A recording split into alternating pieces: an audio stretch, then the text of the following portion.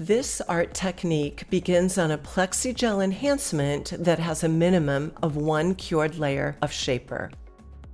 Apply a layer of shaper to the nail and do not cure. Use a tweezer to place gold rings into the uncured gel.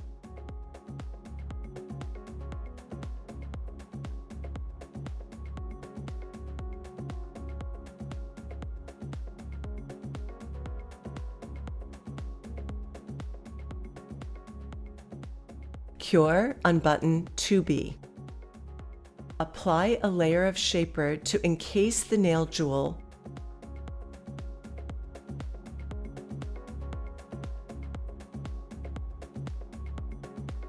Cure, unbutton 2B.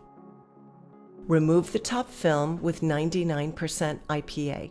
Refine the shape of the nail using a 180 grit file. Remove dust with 99% IPA. Apply protector top coat and cure on button 3. Remove the top film with 99% IPA.